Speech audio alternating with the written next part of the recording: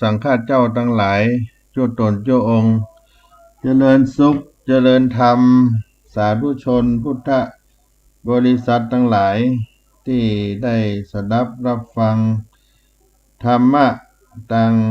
สถานีวิทยุวัดฝ่ายหินมหาวิทยาลัยเชียงใหม่ในคลื่น FM 104.50 เมกะเฮิรตซ์วันนี้เป็นวันจันทร์ที่6ธันวาคมพุทธศักราช2564ก็ได้มาพบกันในวันเริ่มต้นสัปดาห์ของเดือนสุดท้ายปีพุทธศักราช2564ก็จะเสี่ยงปี2564ไปศรัทธาญาติโยมเราท่านทั้งหลายก็ได้ปฏิบัติกิจภาระหน้าที่กันมาในรอบปีก็มีกิจกรรมต่างๆนานาก็ใจชีวิตไปแถม1 ปีจะผ่านพ้นไปก็มาหวนรำลึกถึงสิ่งที่ได้ประพฤติปฏิบัติในการใช้ชีวิตประจำวันถ้าหากเป็นสิ่งที่เราได้ทำในคุณงามความดีเราก็จะปราบปลื้มดีอกดีใจสิ่งที่มันเป็นสิ่งที่อาจจะบ่พึงจิตพึงใจที่ผ่านมาเราก็อาจจะได้ละได้วางทิ้งเริ่มต้นกันเข้าสู่พุทธศักราชใหม่เริ่มต้นกันแถมใหม่ในปี2565ที่จะมาถึงนี้แล้วก็ที่ผ่านมาแต่ว่านี้ก็เป็นวันสำคัญของประเทศชาติบ้านเมืองเป็นวันที่5ธันวาคมเป็นวันคล้ายวันพระราชสมภพของพระบาทสมเด็จพระบรมชนกาธิเบศรมหาภูมิพลอดุลยเดชมหาราชบรมนาถบพิตรเป็นวันป่อแห่งชาติและก็เป็นวันชาติที่เพิ่นได้ประกาศไว้ในราชกิจจานุเบกษาประกาศกำหนดวันสำคัญของชาติไทยเมื่อวันที่21พฤษภาคมพุทธศักราช2562ที่ผ่านมาเราก็มีกิจกรรมของวันป่อแห่งชาติวันชาติไทยหลายๆที่ก็ประกอบพิธีที่เป็นมงคลทำบุญตักบาตรเจริญพระพุทธมนต์ได้รำลึกถึงพระมหากรุณาธิคุณในองค์พระบาทสมเด็จพระเจ้าอยู่หัวในหลวงรัชกาลที่9พระบาทสมเด็จพระบรมชนกาธิเบศรมหาภูมิพลอดุลยเดชมหาราชบรมนาถบพิตรแล้วก็ได้รำลึกถึงพระคุณของป่อของเฮาเนื่องในวันป่อแห่งชาติด้วยที่จริงแล้วก็ได้นึกถึงพระคุณป่ออยู่ตลอดเวลาแต่ว่าในกิจกรรมของวันที่5ธันวาคมของทุกปีนั้นเราได้มีจุดประสงค์เพื่อจะได้เทิดทูนพระเกียรติคุณของพระบาทสมเด็จพระเจ้าอยู่หัวเทิดทูนพระคุณของป่อยกย่องบทบาทของป่อที่มีต่อครอบครัวและสังคมเพื่อให้ลูกได้แสดงความกตัญญูกตเวทีต่อป่อเพื่อให้ผู้เป็นป่อได้ สำนึกในหน้าที่และความรับผิดชอบของตนประชาราษฎร์ชาวบ้านชาวเมืองเฮาท่านทั้งหลายก็ได้ประดับธงทิวธงชาติไว้ในบ้านในเรือนสถานที่หน่วยงานราชการจัดพิธีมงคลในทางพระพุทธศาสนาทำบุญตักบาตรพร้อมกันนั้นก็ถวายเป็นพระราชกุศลต่อพระบาทสมเด็จพระเจ้าอยู่หัวในหลวงในรัชกาลที่9แล้วก็ได้ถวายเป็นพระพรชัยมงคลในพระบรมราชกุลีวงศ์แล้วก็มีกิจกรรมที่เป็นสาธารณประโยชน์เพื่อถวายเป็นพระราชกุศลพัฒนาวัดวาอารามบ้านเมืองสถานที่หน่วยงานราชการเหล่านี้เป็นต้นในวันที่5ธันวาคมของทุกปีนั้นเป็นวันคล้ายวันพระบรมราชสมภพของพระบาทสมเด็จพระบรมชนากาธิเบศรมหาภูมิพลอดุลยเดชมหาราชบรมนาถบพิตรเป็นวันป่อของชาติและก็เป็นวันชาติเมื่อวันที่22พฤษภาคม2562ได้ประกาศ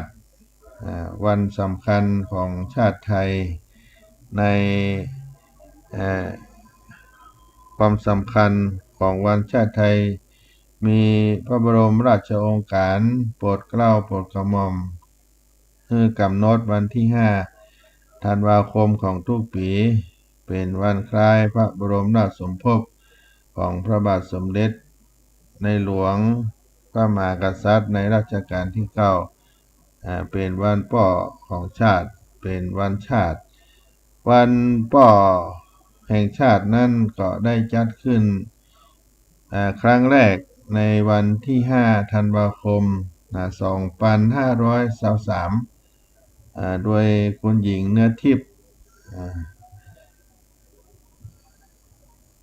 คุณหญิงเนื้อทิพย์นายกสมาคมผู้อาสาสมัครและช่วยการศึกษาหลักการและเหตุผลที่มีการจัดตั้งวันป่อขึ้นแห่งชาติเนื่องจากป่อเป็นบุคคลผู้มีพระคุณและมีบทบาทสำคัญต่อครอบครัวและสังคมที่ผู้เป็นลูกจะเคารพเทิดทูนตอบแทนพระคุณด้วยความกตัญญูและสังคมควรที่จะยกย่องให้เกียรติล้ำลึกถึงผู้เป็นป่อจึงเอาวันที่5ธันวาคมของทุกปีเป็นวันคล้ายวันพระราชสมภพในพระบาทสมเด็จพระปรมินทรมหาภูมิพลอดุลยเดชสยามท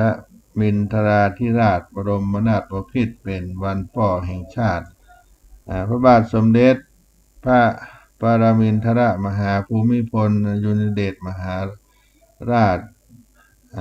สยามมินทราธิราชบรมนาถบพิตรรัชกาลที่9มีพระบรมราชสมภพในวันจันทร์ที่5ธันวาคมพุทธศักราช2470ตรงกับขึ้น12ค่ำเดือนอ้ายปีเถาะจุลศักราช1289รัตนโกสินทร์ศก146บรมราชาภิเษกวันศุกร์ที่5พฤษภาคมพุทธศักราช2493ตรงกับแรม4ค่ำเดือน6ปีขานจุลศักราช1312รัตนโกสินทร์ศก169ในวันที่5ธันวาคมนอกจากจะเป็นวันพระราชสมภพพระราชสมภพของพระบาทสมเด็จพระเจ้าอยู่หัวพระภูมิพลอดุลยเดชได้เป็นวันพ่อแห่งชาติ แล้วก็ยังถือว่าเป็นวันชาติของไทยโดยทั่วไปวันชาติก็จะหมายถึงวันเฉลิมฉลองที่ประเทศนั้นๆได้รับอิสรภาพเป็นเอกราชหรือเป็นวันสถาปนาประเทศราชวงศ์วันพระราชสมภพของพระมหากษัตริย์วันเกิดประมุขของรัฐหรืออาจจะเป็นวันที่มีความสำคัญทางประวัติศาสตร์อื่นๆแต่มักจะถือเป็นวันหยุดประจำของชาติซึ่งวันชาติของแต่ละประเทศจะเป็นวันใดก็ขึ้นอยู่การกำหนดของประเทศนั้นๆสำหรับประเทศไทยเราได้มีกำหนดวันที่24มิถุนายนเป็นวันชาติของไทยด้วยถือว่าวันที่24มิถุนายน2475เป็นวันเปลี่ยนแปลงการปกครองจากระบอบสมบูรณาญาสิทธิราชย์มาเป็นการปกครองในระบอบรัฐธรรมนูญที่เป็นประชาธิปไตยโดยได้มีประกาศสำนักนายกรัฐมนตรีเรื่องวันชาติลงวันที่18กรกฎาคมพุทธศักราช2481โดยพลเอกพหลประยุหเสนาเป็นนายกรัฐมนตรีสมัยนั้นและได้มีการเฉลิมฉลองวันชาติ24มิถุนายนครั้งแรกในปีพุทธศักราช2482ในสมัยจอมพลป.พิบูลสงครามเป็นนายกรัฐมนตรีวันที่24มิถุนายนเป็นวันชาติของไทยอยู่นานถึง21ปีขั้นวันที่21พฤษภาคม2503สมัยจอมพลสฤษดิ์ธนรัตน์เป็นนายกรัฐมนตรีก็ได้มีประกาศสำนักนายกรัฐมนตรีขึ้นใหม่อีกฉบับหนึ่งเรื่องให้ถือวันพระราชสมภพเป็นวันเฉลิมฉลองของชาติไทยโดยมีเหตุผลว่าด้วยคณะรัฐมนตรีได้พิจารณาเห็นว่าตามที่ได้กำหนดให้มีการเฉลิมฉลองวันชาติไทยในวันที่24มิถุนายนนั้นได้ปรากฏในภายหลังว่ามีข้อที่บ่เหมาะสมหลายประการในด้านประชาชนและหนังสือพิมพ์ก็ได้เสนอและพิจารณาในเรื่องนี้หลายครั้งหลายคราวคณะรัฐมนตรีก็จึงได้แต่งตั้งคณะกรรมการขึ้นพิจารณาโดยมีพลตรีเจ้าวรวงศ์เธอกรมหมื่นนราธิปพงศ์ประพันธ์รองนายกรัฐมนตรีเป็นประธานคณะกรรมการนี้ได้พิจารณาแล้วเสนอความเห็นว่าประเทศต่างๆได้เลือกถือวันใดวันหนึ่งที่มีความสำคัญเกี่ยวเนื่องกับชนในชาติต่างๆกันโดยถือเอาวันประกาศเอกราชวันอิสรภาพวันตั้งถิ่นฐานวันสาธารณรัฐวันสถาปนาพระราชวงศ์บ้างซึ่งบ่เหมือนกันแต่ประเทศที่มีพระมหากษัตริย์เป็นประมุขของชาติโดยทั่วไปนั้นได้ถือเอาวันพระราชสมภพพระมหากษัตริย์เป็นวันเฉลิมฉลองของชาติเช่นประเทศอังกฤษเนเธอร์แลนด์เดนมาร์กสวีเดนญี่ปุ่นเป็นต้นแม้ประเทศไทยเราเองก็ได้ถือเอาวันพระราชสมภพเป็นวันเฉลิมฉลองของชาติไทยมาแล้วเพิ่งจะมาถือกำหนดเอาวันที่24มิถุนายนเป็นวันชาติเพิ่มขึ้นอีกในระยะหลังนั่นเองคณะกรรมการจึงมีความเห็นว่าเพื่อให้เป็นไปตามขนบประเพณีของประเทศที่มีพระมหากษัตริย์เป็นประมุขและเป็นรากฐานสมัครสมานสามัคคีรวมจิตใจของบุคคลในชาติโดยทั่วกันก็จึงสมควรถือเอาวันพระราชสมภพ ของพระมหากษัตริย์เป็นวันเฉลิมฉลองของชาติไทยต่อไปก็ได้ยกเลิกวันชาติในวันที่ 24 มิถุนายนนั้นไปดังนั้นนับแต่ปีพุทธศักราช 2503 ประเทศไทยได้ถือเอาวันพระราชสมภพพระบาทสมเด็จพระเจ้าอยู่หัวซึ่งตรงกับวันที่ 5 ธันวาคมของทุกปีเป็นวันชาติของไทยตั้งแต่นั้นเป็นต้นมานี่ก็มีความสำคัญในวันป้อแห่งชาติและก็วันชาติไทยแล้วเอาท่านทั้งหลายในฐานะที่เป็นพระสงฆ์นิกรก็ได้มีสิ่งที่จะต้องเทิดทูนในเกียรติคุณของพระมหากษัตริย์พระบาทสมเด็จพระเจ้าอยู่หัวพระคุณของพ่อที่มีพระคุณต่อเราในครอบครัวและสังคม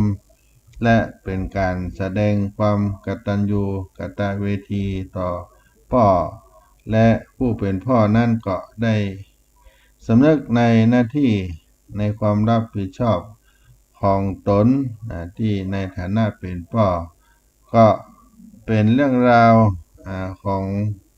วันพ่อแห่งชาติวันชาติไทยนำเอามาฝากมาปั่น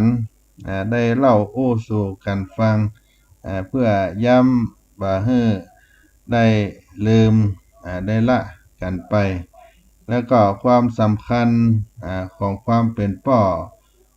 ก็จะมีขึ้นให้ระลึกถึงและพ่อก็จะได้ระลึกถึงหน้าที่ของความเป็นพ่อตัวในวันพ่อของชาติได้เอ่ยถึงความสำคัญหน้าที่ของพ่อนั่นก็มี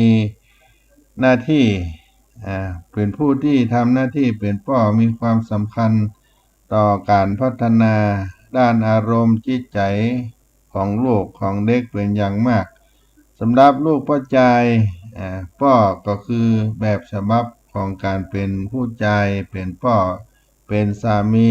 เด็กผู้ชายมักจะได้นำแบบของพ่อของตัวเองได้มาเป็นตัวอย่างแบบอย่าง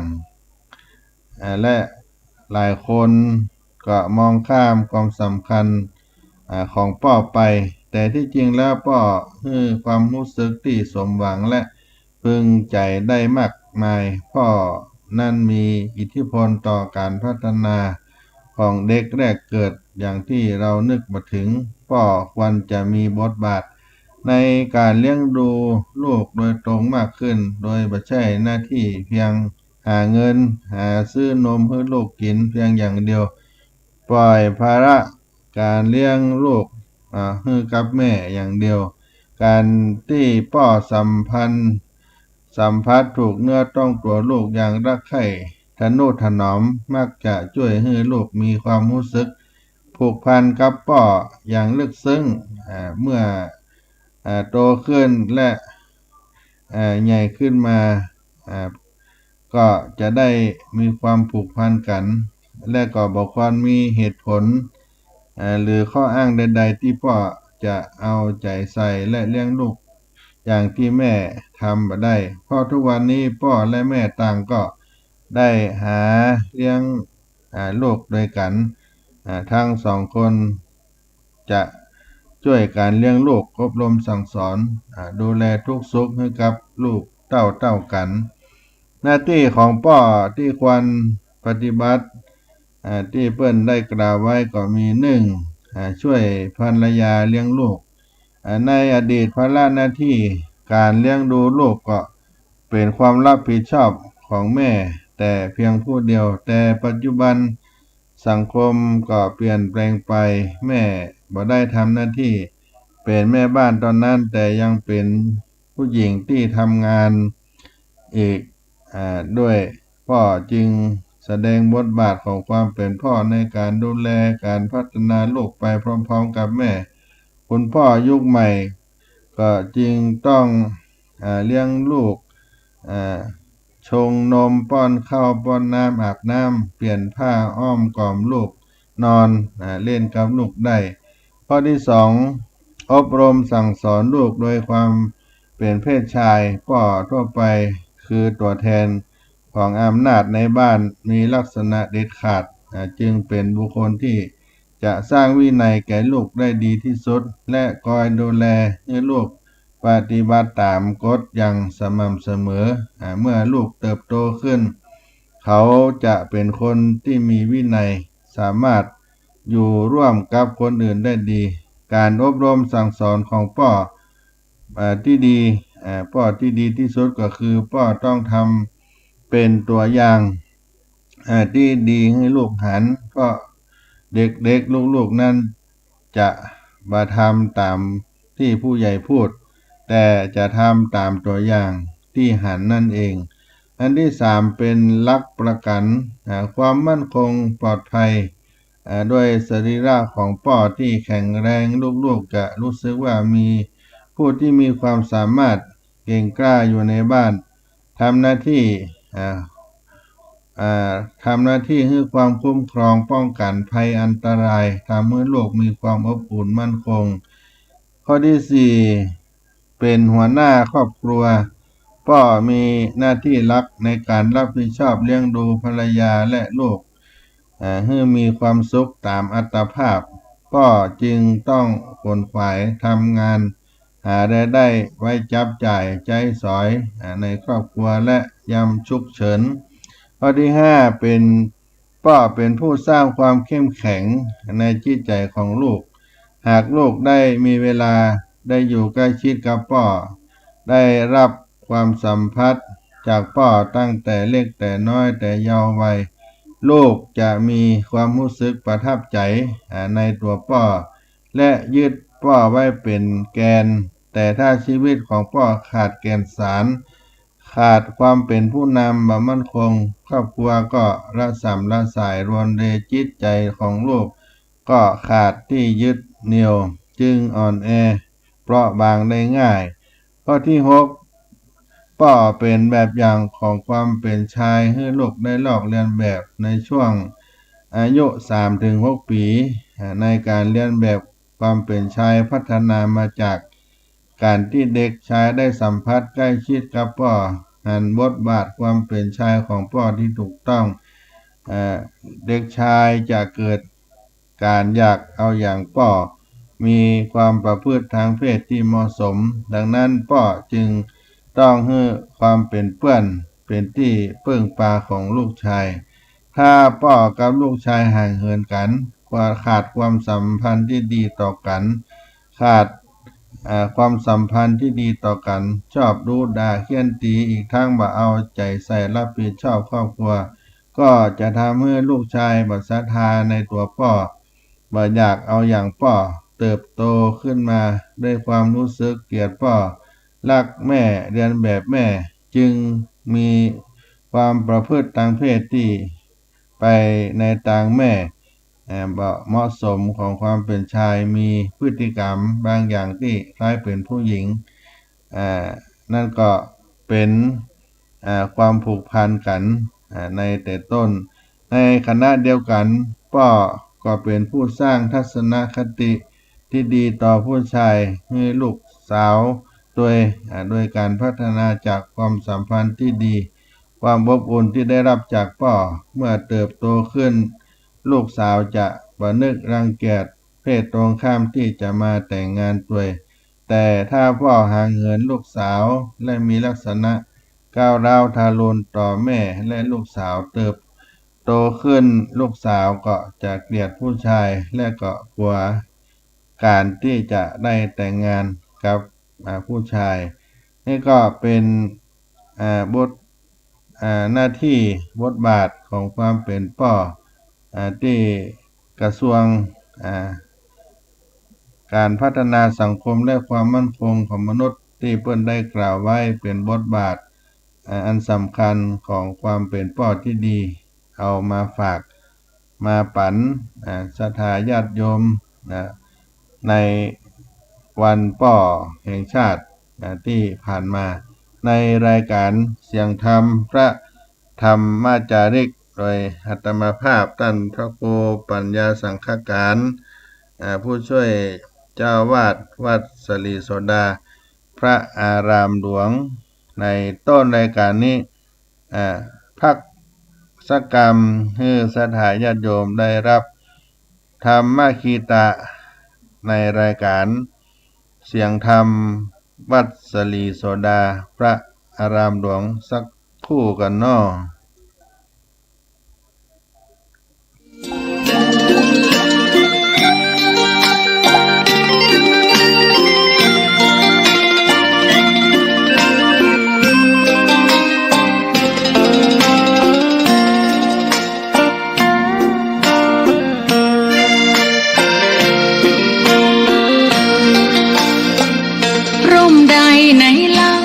จะเย็นเท่าร่มโพธิ์ทองทั่วลาศรัทธายกย่องร่มของพุทธศาสนายิ่งกว่าร่มใดกันแดดไฟฝนลมหน้าหนาแผ่กิ่งก้านสาขาปกคลุมประชาทุกชีวิตเย็นใดไหนเล่าจะเทียมเท่าเย็นใจพระธรรมที่ทรงตรัสไว้เป็นความจริงใสตรัสไว้ด้วยดีผู้ทำเห็นเองไม่จำกัดการเวลานาทีผิดถูกแก้กันตรงนี้จะไม่มีเรื่องราวก่อกวนพุทธศาสนาเชื่อมมากับเมืองสยามวัดบ้านโรงเรียนเขตข้ามปฏิบัติตามแม่ยามเรรวนคิดทำสิ่งใดเป็นไปเพื่อประโยชน์ทั้งมวลทำดีละสิ่งยั่วยวนขนึงครวญทางสายกลางชนะในเล่าจะเทียมเท่าชนะตนยิ่งใหญ่ในทุกแห่งหนยิ่งกว่าชนะคนในสงครามไม่มีกลับแพ้ไม่มีเรื่องแย่มาลุกลามประพฤติปฏิบัติตามองค์สัมมาสัมพุทธเจ้า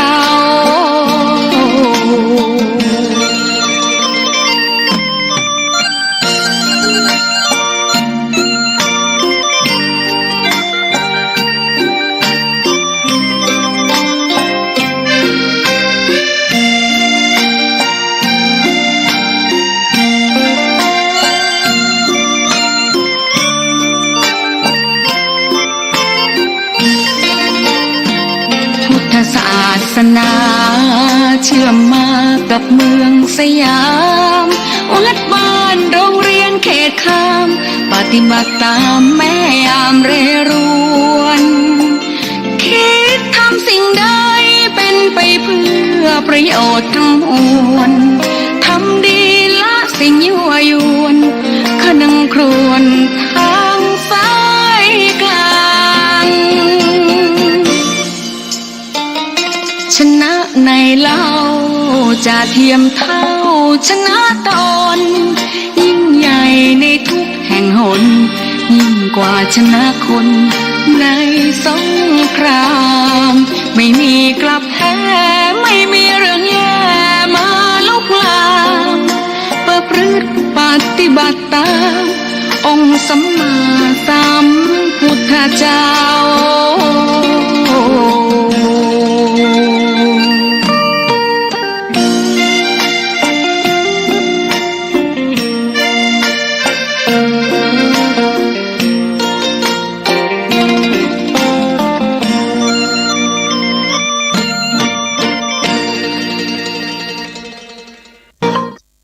ก็มาถึงช่วงที่สองในรายการเสียงธรรมพระธรรมจาริกวัดสลีโสดาพระอารามหลวงในคลื่น FM 104.50 เมกะเฮิรตซ์คลื่นเพื่อการศึกษาพระพุทธศาสนาและวัฒนธรรมศรัทธาญาติโยมท่านอาจารย์พระครูสมุวิสุวัตวรกิจโจก็ได้นำข่าวสารมาฝากบุญร่วมการสร้างบุญกุศลในการปฏิบัติธรรมสานต่อเจตนาครูบาอาจารย์สืบกำกึดยึดเจตนาเสริมสร้างศรัทธานำพาประชาชนในการปฏิบัติธรรมระหว่างวันที่8ถึง12ธันวาคม2564 ณ ม่อนพระเจ้าสลีสองเมืองดอยนางแก้วอำเภอเวียงป่าเป้าจังหวัดเชียงรายเปิ้นมีการเข้ากำการปฏิบัติธรรมก็ได้ประชาสัมพันธ์ให้ศรัทธาญาติโยมได้มีโอกาสได้เข้าไปร่วมบุญในการความสัมพันธ์ระหว่างสองจังหวัดที่ดอยนางแก้วหรือม่อนพระเจ้าสลีสองเมืองอำเภอเวียงป่าเป้าจังหวัดเชียงรายแห่งนี้ในอดีตที่พระมหาเถระครูบาอาจารย์เปิ้นได้ไปหมายเขตโดยนำเอาความสัมพันธ์ระหว่างสองจังหวัดเชียงใหม่เชียงรายที่ดอยนางแก้วหรือว่าม่อนพระเจ้าสลีสองเมืองซึ่งในอดีตทุกคนก็เคยผ่านไปผ่านมาเมื่อไปถึงอำเภอเวียงป่าเป้าแม่ขจารก็นึกถึงดอยนางแก้วแห่งนี้ก็จะกดแตรยกมือไหว้เป็นตั้งผ่านเพื่อเคารพสถานที่ศักดิ์สิทธิ์มีพระเจ้าสลีสองเมืองเมืองนครพิงค์เชียงใหม่และก็เมืองเชียงรายก็ไปร่วมบุญกุศลกันเนอะในวันที่8ถึง12ธันวาคม2564จะมีการบรรจุพระธาตุเจ้าดอยสุเทพจำลองและก็พระธาตุเจ้าดอยตุงจำลองอันเป็นมิ่งเมืองของนครพิงค์เชียงใหม่และเมืองเชียงรายประดิษฐ์ไว้ระหว่างเขตแดนนครเชียงใหม่กับเชียงรายก็เป็นข่าวสารงานบุญฝากปันให้กับศรัทธาญาติโยมได้ไปร่วมไปสร้างบุญญาบารมีในม่อนพระเจ้าสลีสองเมืองดอยนางแก้วอำเภอเวียงป่าเป้าจังหวัดเชียงรายบางท่านก็ได้รับข่าวสารการประชาสัมพันธ์ไปมีมีกำหนดการได้ละเอียดได้ฟังกันไปก็ฝากบุญกุศลครับทุกท่านไว้โดยได้ต้านอาจารย์พระครูสมุวิสุวัตวรกิจโจก็ฝากบุญในวันที่9มกราคม2565ก็จะมีการทำบุญทอดผ้าป่าทำบุญสถานีวิทยุคลื่น FM 104.50 เมกะเฮิรตซ์ก็ได้มีการนำของคุณโยมพิสมัยสุริโยดรเปิ้นเป็นผู้จัดรายการในธรรมะคลายเครียดวันเสาร์วันอาทิตย์ได้เป็นผู้นำคณะนำญาติโยมได้บอกประกาศบุญกันไปเพื่อสนับสนุนสถานีคลื่น FM 104.50 เมกะเฮิรตซ์วัดฝ่ายหินที่ได้เป็นแม่ข่ายในการเผยแผ่ธรรมะให้สาธุชนท่านทั้งหลายได้รับธรรมะตลอด24ชั่วโมงและก็ได้คุณประโยชน์หลายอันหลายอย่าง สถานีแห่งนี้ก็เป็นเหมือนกับธรรมาสน์เคลื่อนที่ไปทุกหนทุกแห่งทุกที่ทุกทางญาติโยมมีส่วนร่วมจะสมทบการทอดผ้าป่าสามัคคีทำบุญสถานีวิทยุวัดฝายหินอำเภอเมืองเชียงใหม่ในวันที่9 มกราคมพุทธศักราช 2565 ที่จะมาถึงนี้ก็มีคุณโยมพิสมัยสุริโยดรเป็นเก้าเป็นกันตลอดถึงครูบาอาจารย์ในฝ่ายคณะสงฆ์ฝ่ายฆราวาสก็จะได้ร่วมด้วยช่วยกันก็เป็นข่าวสารบุญฝากกับพี่น้องท่านผู้ฟังในรายการเสียงธรรมพระธรรมจารีก็ขอบอกบุญเป็นสะพานบุญ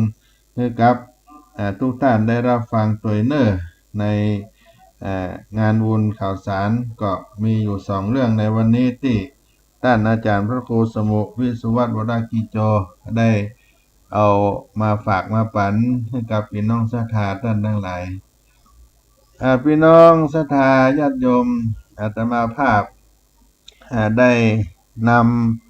ำวันป้อวันชาติหน้าที่ของป้อเอามาปั่นมาฝากพี่น้องท่านทั้งหลายในทางพระพุทธศาสนานั้นได้มีธรรมะที่เกิดความกตัญญูต่อผู้มีพระคุณนั่นก็คือการเลี้ยงดูพ่อแม่นั่นเป็นมงคลอันสูงสุดในพุทธบาลีนั่นมีว่ามาตาปิโตอุปัฏฐานังเอตัมมังกลมุตตมังการเลี้ยงดูมารดาบิดาเป็นมงคลสูงสุดกุลของพ่อของแม่เป็นพระอรหันต์ของลูกมารดาบิดาพ่อแม่เป็นบุคคลที่รู้จักกันทั่วโลกคนเฮาเกิดมาหันโลกอันกว้างใหญ่ไพศาลนี้เพราะพ่อแม่เป็นผู้ให้กำเนิดเป็นผู้ให้ทุกส่วนของร่างกายลูกมารดาบิดายังบำเพ็ญตนเป็นยอดนักบุญสำหรับชีวิตของลูกตัวเป็นผู้เสียสละความสุขของตนเองทุกอย่างเฝ้าทนุถนอมเอาใจใส่ลูกทุกเวลาทำทุกอย่างเพื่อความผาสุกของลูกลูกต้องการปรารถนาสิ่งใดเป็นสิ่งที่บ่เหลือวิสัยก็จะพยายามจัดหาให้ทุกอย่างเป็นผู้ใกล้ชิดลูกยิ่งกว่าใครทุกคนจึงรู้จักพ่อแม่ดีที่สุดส่วนโลกส่วนมากหารู้จักและซึ้งถึงพระคุณของผู้เป็นพ่อเป็นแม่คงรู้จักแต่เพียงว่าพ่อใจที่เป็นผู้ให้กำเนิดแก่คนเรียกว่าพ่อหรือบิดาผู้หญิงที่ให้กำเนิดแก่ตนเรียกว่าแม่หรือมารดาเท่านั้นแต่ที่จริงแล้วท่านผู้ให้กำเนิดทั้งสองนั้นเป็นผู้มีพระคุณมากมายสุดที่ลูกผู้กตัญญูรู้คุณจะทดแทนพระคุณให้สิ้นสุดได้เพราะเหตุนั้นเองสมเด็จพระสัมมาสัมพุทธเจ้าผู้เป็นนาถะของโลกทรงซึ่งถึงพระคุณผู้เป็นมารดาบิดาผู้อนุเคราะห์บุตรว่าเป็นพระพรหมเป็นบูรพาเทวดาเป็นบูรพาจารย์เป็นอาหุนยบุคคลของลูกดังนี้มารดาบิดาเป็นผู้ที่มั่นคงในพรหมวิหารธรรมโดยบ่ยอมทิ้งเมตตากรุณามุทิตาอุเบกขาในลูกของตนย่อมมีเมตตารักใคร่ในลูกปรารถนาจะหารลูกของตนปราศจากโรคภัยเบียดเบียนมีความสุขร่าเริงแจ่มใสมีกรุณาสงสารเมื่อลูกของตนต้องประสบความทุกข์ คิดจะช่วยให้พ้นจากความทุกข์ความเดือดร้อนมีความสุขความเจริญเมื่อหันว่าลูกของตนมีความสุขสามารถเลี้ยงและปกครองตนเองและครอบครัวให้มีความสุขได้ก็พลอยที่ยินดีมุทิตาไปตัวยบาอิจฉาริษยาในความสุขของลูกเมื่อหันลูกต้องประสบทุกข์เดือดร้อนก็บ่ซ้ำเติมวางจิตมัธยัสถ์เป็นกลางเสมอพ่อแม่จึงเป็นดุจเต้ามหาพรหมที่บ่เคยละภาวนาสี่ในหมู่สัตว์จึงได้รับนามบัญญัติว่าพระพรหมของลูกแม่พ่อแม่เป็นผู้พิทักษ์รักษาลูกก่อนเทวดาทั้งปวงตั้งแต่อยู่ในท้องในครรภ์เมื่อลูกเกิดมาแล้วก็เอาใจใส่ดูแลแม้บางครั้งคราวลูกทุบตีตนเพราะบ่รู้เดียงสาแทนที่มารดาบิดาพ่อแม่จะเกลียดจะโกรธก็ยกโทษและยังเพิ่มความฮักใคร่ในลูกของตนเพิ่มขึ้นบ่คำนึงถึงความผิดใดๆของลูกทั้งสิ้นทั้งปวงข้างลูกทำผิดพ่อแม่ก็ดุด่ากล่าวหรือลงโทษแต่ด้วยใจจริงบ่ปรารถนาจะให้ลูกของตนได้เดือดร้อนทำไปด้วยความรักความหวังดีปรารถนาให้ลูกของตนมีความสุขความเจริญพ่อแม่มารดาบิดาก็จึงชื่อว่าเป็นเทวดาคือผู้ประเสริฐสุดสำหรับลูกท่านพยายามที่จะทำความชั่วให้ปรากฏแก่ลูกเกรงลูกจะถือเอาแนวปฏิบัติสร้างตนในทางที่ผิดเมื่อลูกรู้จักบุญแล้วทำปฏิฆาละตอบแทนจึงเป็นบุญเป็นกุศลนั้นยิ่งใหญ่เพราะเหตุที่ท่านทั้งสองบำเพ็ญตนเหมือนพระวิสุทธิเทพผู้ประเสริฐซึ่งท่านปรารภถึงความผิดใดๆที่พวกคนพาลก่อขึ้นมุ่งแต่ให้พวกเขามีความสุขเจริญฝ่ายเดียวคุณความดีของพ่อของแม่ข้อนี้ก็ได้นามว่าบุรพเทวดาของโลกพ่อแม่เป็นทั้งครูบาอาจารย์ก่อนกว่าครูบาอาจารย์อื่นเป็นผู้แนะนำอบรมสั่งสอนให้ลูกรู้จักกินนอนทำรู้จักดีชั่วควรบ่ควรเป็นทั้งผู้สอนผู้ฝึกหัดให้ทุกอย่างท่านจึงสงเคราะห์มารดาบิดาเป็นบุรพาทิศในทิศหกคุณความดีในข้อนี้ก็จึงได้นามว่าบุรพาจารย์ของลูกมารดาบิดาพ่อแม่เป็นผู้มีพระคุณหลายประการดังกล่าวมาแล้วเป็นทั้งผู้ให้กำเนิดเป็นผู้เลี้ยงดูให้อุปการะและสั่งสอนจนเป็นผู้สมควรอย่างยิ่งที่ลูกผู้กตัญญูรู้คุณจะพึงน่าสักการะนำเครื่องสักการะโภชนะอาหารแผ่นผ้าต้อนสบายทั้งหลายทั้งปวงมาปฏิกาละปูจาตอบแทนพระคุณของพ่อของแม่เพราะเมื่อสักการะปูจาท่านแล้วย่อมได้ผาลานิสงส์มากเหมือนได้สักการะปูจาแด่พระอรหันตขีณาสพท่านก็จึงได้นามว่าเป็นอาหุนายะบุคคลของโลกพ่อแม่นั้นเป็นผู้สร้างผู้ประถมเป็นผู้ให้กำเนิดแก่ลูกแล้วจะต้องรับภาระเป็นผู้อนุเคราะห์เลี้ยงดูลูกบัดทอดทิ้งพยายามที่จะเสกสรรปั้นแต่งลูกตนให้เป็นคนดีเพราะเหตุนี้พระมหามุนีศาสดาจารย์จึงตรัสแก่ฆฤหบดีบุตรในสิคาลกะว่าดูก่อนฆฤหบดีบุตรมารดาบิดาพึงอนุเคราะห์บุตรของตนโดยสถานห้าคือ1ป้องกันบุตรธิดาบ่ให้ทำความชั่ว2ส่งเสริมให้ตั้งอยู่ในความดี3ให้ ฮือศึกษาศิลปวิทยาสี่หาคู่ครองที่สมควรฮือห้ามอบทรัพย์ฮือในสมัย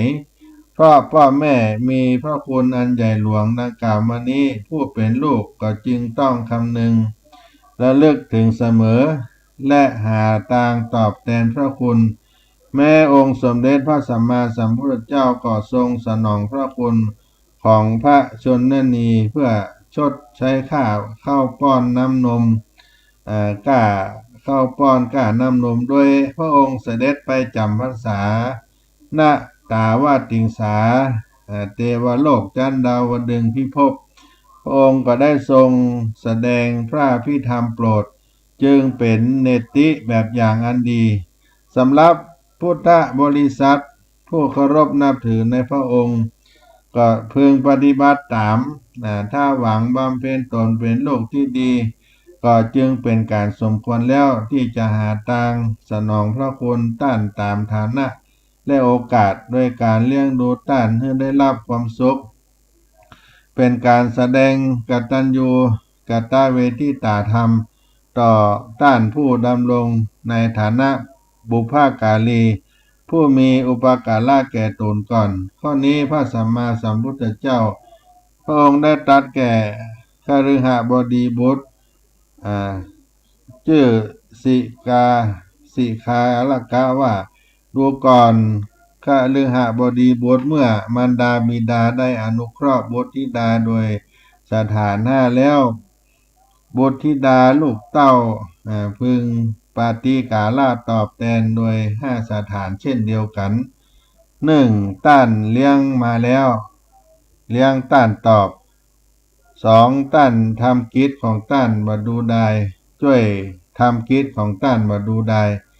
สามดำรงวงศกุลมาฮื้อเสื่อมสี่ประพฤติตนฮื้อเป็นคนควรได้รับมรดกห้าเมื่อต้านล่วงลับไปทำบุญอุทิศให้แก่ต้านนี่ห้าสถานนี้สถานต้นเป็นข้อที่ผู้เป็นลูกควรทำเพราะเราเจริญเติบโตก็อาศัยต้านมีเมตตาจิตในการเลี้ยงดูเมื่อต้านแก่เฒ่าชราลงจึงเป็นหน้าที่ลูกจะต้องพึงเลี้ยงดูต้านเป็นการตอบแทนชดใช้หรือทดแทนพระคุณต้านที่ทำไว้แก่เราก่อนแล้วในภาษิตบทหนึ่งสารับได้เตือนใจผู้เป็นลูกให้ทดแทนพระคุณต้านด้วยการเลี้ยงดูว่าอันทิศเบื้องหน้าบิดามารดาพึงอาศัยอย่าได้ดูถูกมันปลูกอะไรมันเลี้ยงท่านไปตราบม้วยชีวาการเลี้ยงท่านนั้นท่านแสดงไว้สองประการคือการเลี้ยงภายนอกได้แก่การอุปถากอย่างต่ำสองการเลี้ยงภายในได้แก่การอุปถากอย่างสูงการเลี้ยงภายนอกนั้นได้แก่การจัดหาเข้าป่าอาหารผ้าผ่อนต้อนสบายให้แก่ต้านเป็นการเลี้ยงและให้ความสุขกายแก่ต้านอันนับว่าเป็นอามิสปูจาเป็นการอุปการะอย่างต่ำส่วนการเลี้ยงดูภายในนั้นได้แก่การเลี้ยงดูน้ำจิตน้ำใจต้านโดยเป็นผู้เชื่อฟังตั้งอยู่ในคำสอนบัคัดข้องทางเป็นผู้หาโอกาสทำให้ต้านเป็นผู้มีจิตใจเป็นผู้เจริญด้วยคุณธรรมหาทางนำท่านผู้บ่มีศรัทธาให้มีศรัทธาผู้บ่มีศีลให้มีศีลผู้บ่มีจาคะการบริจาคให้มีจากะการบริจาคผู้บ่มีปัญญาให้มีปัญญาดังพระสารีบุตรเห็นเจ้าแนะนำแม่ผู้เป็นมิจฉาทิฏฐิเพื่อเป็นสัมมาทิฏฐินับว่าเป็นการปฏิบูชาการปฏิบัติบูชาเป็นส่วนแห่งการอุปถากอย่างสูงวันนี้ก็ได้นำเอาธรรมะมาปั่นมาฝากท่านผู้ฟังในการกตัญญูต่อผู้มีพระคุณในพ่อแม่มาตาปิตุอุปทานังเอตัมมังกัลมุตตัมมังการเลี้ยงดูมารดาบิดาเป็นมงคลสูงสุดในรายการเสียงธรรมพระธรรมจาริกวันนี้ก็จะเสี่ยงสุดกาลเวลาไปก็จะขอล่ำลาสาธุชนท่านทั้งหลาย ไว้เพียงเต้าอี้ก่อนก้อยปะก้อยพบกันในครั้งต่อไปเสียงธรรมพระธรรมจาริกอาตมาภาพท่านพระครูปัญญาสังฆการก็ขอให้ทุกท่านผู้ฟังทั้งหลายได้มีความสุขความเจริญลำลึกถึงพระคุณผู้มีพระคุณคุณพ่อคุณแม่ผู้อันเป็นที่ยึดเหนี่ยวในจิตใจของเฮาไว้ชั่วกาลนานขอให้ทุกท่านได้ประสบสุขสวัสดีทางกายทางใจกันทุกคนจัตตารโอธรรมาวัฏันติอายุวันโนสุขังปะ